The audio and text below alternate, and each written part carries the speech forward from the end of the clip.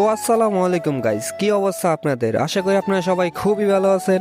আজকে আমরা চলে যেতেছি শ্রীমঙ্গলে প্রাকৃতিক দৃশ্যগুলো উপভোগ করার জন্য। কিন্তু মানুষ শ্রীমঙ্গলে প্রাকৃতিক দৃশ্য দেখতে হাজার হাজার টাকা নিয়ে যায়। আমাদের বাজেট মাত্র এক একজনের 500 টাকা করে। এই 500 টাকার ভিতরে আমরা পুরা শ্রীমঙ্গল ঘুরে আসা পড়বো।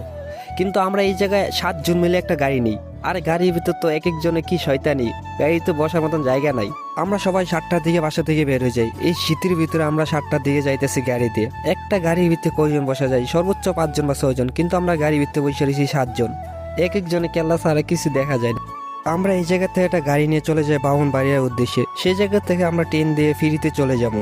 তার জন্য চলে যাই বামুনবাড়িয়া, কারণ ট্রেনের ভিতরে কোনো টাকাই লাগে না। ট্রেন দিয়ে আমরা মাগনা যাবো। এখন আমাদের বাজেট মাত্র 500 টাকা। এই 500 টাকার মধ্যে তো ঘুরে আসতে হবে যেভাবে হোক। এই শীতের সকালে আমরা প্রাকৃতিক দৃশ্য দেখতে দেখতে চলে যাই বামুনবাড়িয়া আসার পরে দেখি ট্রেন না আসার কোনো নামগন্ধ নাই। আমরা এসে বসে রয়েছি আর আধা ঘন্টা আগে।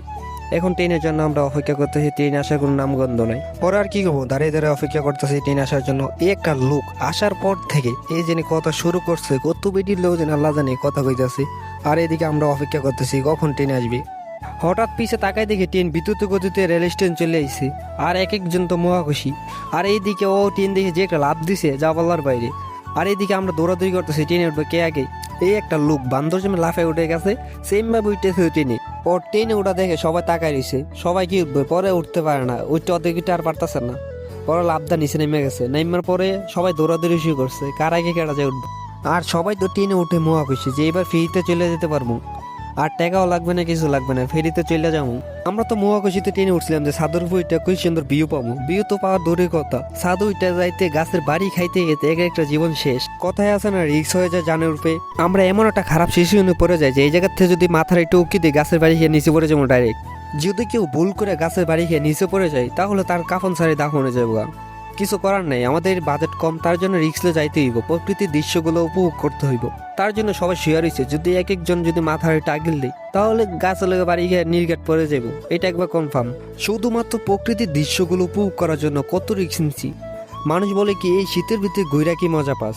আমরা বলি কি যারা প্রাকৃতিক দৃশ্য পছন্দ করে তাদের কাছে শীত বলতে কিছু নাই। আমরা এই শীতের ভিতরে এই ছাদের উপরটা বসে যাইতেছি, কত বাতাস ঠান্ডা, তারপর আমাদের শীত লাগতেছে না, কারণ আমরা প্রাকৃতিক দৃশ্য দেখতে পাইতেছি। যারা ভ্রমণ করতে ভালোবাসে তাদের কাছে এই দৃশ্যটা অনেক সুন্দর লাগবে। আর যারা ভ্রমণ টমন করে না, কিছুই করে না, যারা বাইরে বসে থাকে তাদের কাছে এই দৃশ্যটা একেবারে ফালতু লাগবে। যে এই শীতের ভিতরে ঘর থেকে বাইরে না আবার যাইবে ঘুরতে, তাদের কাছে এটা মনে হবে। আর আমাদের কাছে মনে হবে যে শীত বলতে কিছু না। অনেক আছে টাকার জন্য প্রকৃতির দৃশ্য উপভোগ করে না। টাকা বড় কথা না, আমরা 500 টাকা বাজেটে বেরিয়ে গেছি প্রকৃতি উপভোগ করার জন্য। এক একজনের পড়ে মাত্র 500 টাকা করে। যা আছে কপালে তা পরে দেখা যাবে। জীবনে কি আছে খেতার বালিশ, টাকা থাকুক বা না থাকুক, প্রাকৃতিক দৃশ্য উপভোগ করতে হইব। আমরা যে কষ্ট করে যাইতেছি এই প্রাকৃতিক দৃশ্য উপভোগ করার জন্য, তা মনে হয় না মানুষকে 1000 টাকা দিলে এই প্রাকৃতিক দৃশ্য উপভোগ করার জন্য এত রিস্ক নিয়ে যাবে। পরে অনেক কষ্ট করে আমরা চলে আসি শ্রীমঙ্গলতে। আমরা ট্রেনেতে নামে একটা ভিডিও নিয়ে আমরা চলে যাবো এখন খাওয়া দাওয়ার উদ্দেশ্যে। পরে আমরা সবাই খোঁজাখুঁজি পরে একটা রেস্টুরেন্ট পাই, এই জায়গায় আইসা পড়ি সবাই খাওয়া দাওয়ার উদ্দেশ্যে। এইদিকে খাবার অর্ডার দিয়ে বসে রয়েছে, এখনো খাবার আসা কোনো নামগন্ধ নয়। পরে 10 মিনিট পরে আমাদের নাস্তা চলে আসে। এখন বাজে কয়টা? এখন 1টা বাজে। আমরা নাস্তা করতেছি, সকালের নাস্তা 1টা দিকে করতেছি। আমাদের টার্গেট হলো যে শ্রীমঙ্গল ঘুরবো মাত্র 500 টাকার ভিতরে, শ্রীমঙ্গল পুরো ঘুরে আসবো। এই টার্গেট আমরা বাসা থেকে বেরিয়েছি। জীবনে কি আছে খেতার বালিশ, যা হইবে পরে দেখা যাবে। 500 টাকা নিয়ে বাইরে গেছে সবাই।